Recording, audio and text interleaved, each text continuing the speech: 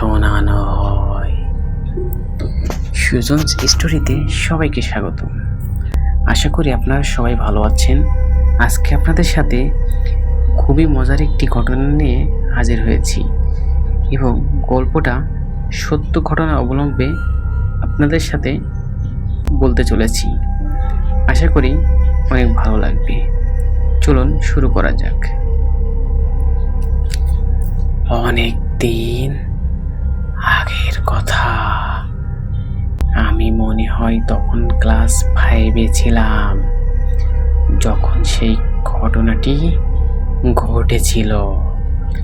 এটি একটি ভুতুড়ে ঘটনা, আর এই ঘটনাটি রাতে ঘটেছিল। এই গল্পটি শুনে যদি আপনাদের ভয় লাগে তাহলে কিন্তু আমার কোনো দোষ নেই। নিজ দায়িত্বে শুনবেন। আমাদের বাড়িতে 2টি পুকুর আছে, যেগুলো আমাদের নিজ নেওয়া হয়েছিল তখনকার সময়ে। সেখানে অনেক মাছ চাষ করা হতো, আর এজন্য পানিতে পোনা ছাড়া হয়েছিল। তবে ওই সময় হালকা বৃষ্টি ছিল, আর আমাদের পুকুরগুলো যেহেতু জমির পাশে ছিল, সে অনুযায়ী কিছু দেশি মাছ পুকুরে নিয়ে আসার একটি পদ্ধতি ছিল। গ্রাম অঞ্চলের এই রকম পরিবেশের পুকুরের পাশ কেটে দেওয়া হয়, যাতে পুকুরের মাছ পুকুরের পানিতে বেশি হয়ে আসতে পারে।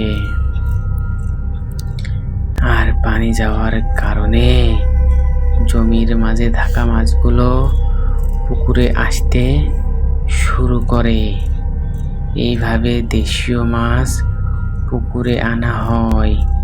তবে জমির যে কোনো মাছই আসে পুকুরে। এভাবেই আমাদের পুকুরে মাছ আনা হতো এবং অতিরিক্ত পানি বের করে দেওয়া হতো। পুকুরের দক্ষিণ পাশে ছিল জমি। পুকুর আর জমির মধ্যে 10-12 ফিট জায়গা আছে। জায়গাটা দিনের বেলায় কিছুটা অন্ধকার আর ভয়ঙ্কর লাগে। এর কারণ হচ্ছে সেখানে জমির পাশে একটি বাঁশের ঝোপ রয়েছে, আর তার পাশেই রয়েছে কবরস্থান। এর মাঝামাঝিতে বিশাল আকারের তেঁতুল গাছ আছে, যার কারণে জায়গাটা এমনিতেই কিছুটা ভয়ঙ্কর লাগে। আর রাত্রিবেলা তো আরো বেশি ভয়ঙ্কর লাগে। দক্ষিণা বাতাস গায়ে লাগলেও যেন ভারী লাগে ওই জায়গায়। আর এখানে পুকুর আর জমির মাঝে লম্বা করে ড্রেন এর মতো কাটা হয়েছিল পানি বাইরে নেওয়ার জন্য, আর মাছগুলো ভেতরে আনার জন্য। তবে পুকুরের অংশে পথ বন্ধ করার উপায় রাখা হয়।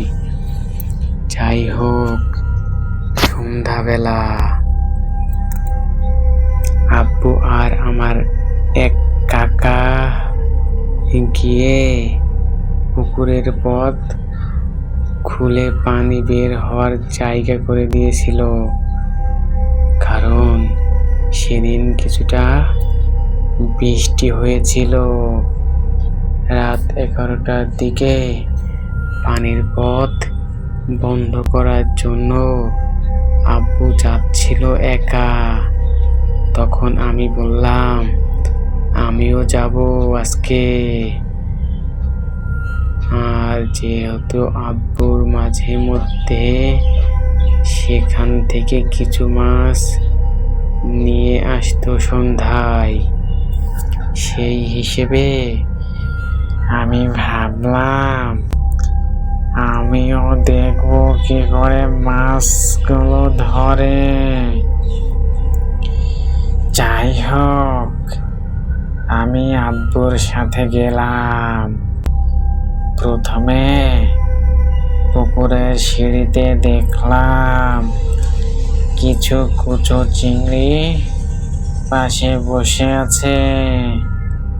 আমি খুব সাবধানে হাত দিয়ে কয়েকটা ধরে ফেললাম।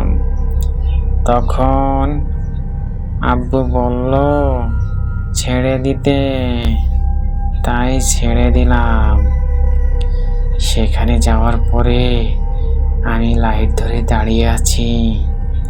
তখন দেখলাম একটা মাছ জমি থেকে পুকুরের দিকে ঢুকছে।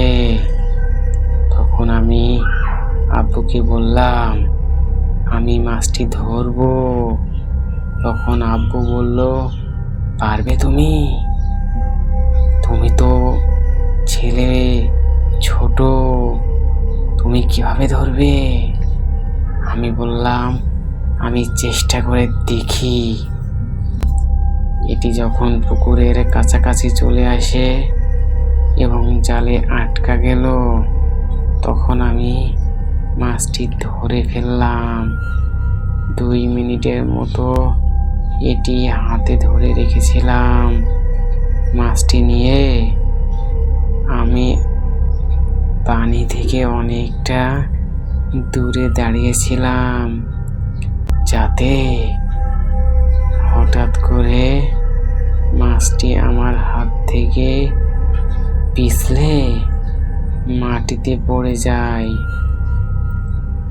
কিন্তু পানিতে পড়েনি, লাইটের আলো জায়গায় মাছটা পড়েছিল।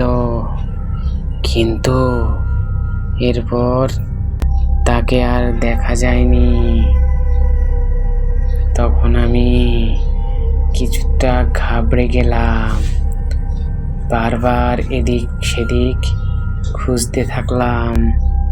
তখন আব্বু বুঝতে পেরেছিল, কারণ তখন যেন হঠাৎ করেই চারিদিক খুব জোরে বাতাস শুরু হলো। কিন্তু তখন বাঁশের ঝোপ ছাড়া আর কোনো কিছুই নড়ছে না। আর এই দেখে আব্বু আমার হাত ধরে সোজা নিয়ে চলে আসলো বাড়িতে। কিছুই বলল না। আমি আব্বুকে অনেকবার জিজ্ঞেস করলাম কেন চলে যাচ্ছি, মাছটা তো পাইনি। আব্বু কিছুই বলেনি, শুধু বাড়ির সামনে এসে বলল মাছ পানিতে চলে গেছে। তখন থেকেই আমার মনে খটকা লেগে আছে। আব্বু এখন যেন আব্বু এমন করলো কেন? আমার মনেও কিছুটা ভয় ছিল সেই পরিস্থিতির কথা ভেবে। মাঝে মাঝে তখন মনে হতো হয়তো অন্য কিছু। সত্যি এটি মাছ ছিল নাকি সত্যি এটি মাছ ছিল না। কারণ এরকম আরো অনেকটা গল্প আমাদের জানা আছে। কারণ ভূতেরা মাছের আকৃতি ধরে আসে। অনেক ভূত আছে ভয়ঙ্কর রূপে দেখা দেয়। এরকম আরো অনেক ঘটনা আমার সাথে, আমার আব্বুর সাথেই ঘটে গিয়েছিল। আমাকে কিছুই জানায়নি তৎক্ষণাৎ। ঘরে এসেও জিজ্ঞেস করলাম, আব্বু বলল এটি পানিতে চলে গিয়েছে, তাই দেখতে পাচ্ছি না। কিন্তু সত্য বলতে অনেক খোঁজাখুঁজি করেছিলাম, তারপর ঘুমাতে গেলাম। যদিও সবসময় আমি আর আমার ছোট ভাই আলাদা ঘুমাতাম, কিন্তু সেই দিন আমি, ভাই সহ আব্বু এবং আম্মু সাথে ঘুমাইছিলাম। আব্বু নিজেই বলেছিল যে একসাথে ঘুমাতে, কারণ আব্বুর মনে কিছুটা ভয় ছিল। তার কয়েকদিন পর যখন হঠাৎ আমার ছোট ফুফু এলো, তখন বুঝলাম মাছ না, এটা ভূতেরই কাণ্ড। আর এটা আমার সাথে ঘটে গেল। আর এটা ভাবার সাথে সাথে আমার গায়ে যেন লোম শিউরে উঠল। আব্বু তখন বলল, সেই দিন আমার হাতে মাছ ছিল না, তাই পড়ার পর আর দেখতে পাইনি। আসলে এটা কতটা সত্যি ছিল তা জানি না, তবে সেই রাতের কথা আমার প্রায়ই মনে পড়ে। ওইদিকে রাতের বেলা ভুলেও যাওয়া যায়নি আর কখনোই। তবে আমার মতে এরকম ঘটনাগুলো গ্রাম অঞ্চলেই বেশি ঘটে। আর এটা আমি শুনেছি যে মাছের সাথে মিলিয়ে এই ঘটনা অনেক হয়। এখন এই ঘটনাটি সম্পূর্ণ বাস্তব আর আমার সাথে ঘটে যাওয়া কাহিনী। এমন কিছু ঘটনা আমার আব্বুর সাথেও ঘটেছিল। আগামীতে আরো ঘটনা নিয়ে হাজির হব। তবে যারা আমার এই চ্যানেলে সাবস্ক্রাইব করেননি, দ্রুত সাবস্ক্রাইব করবেন এবং পাশে থাকবেন।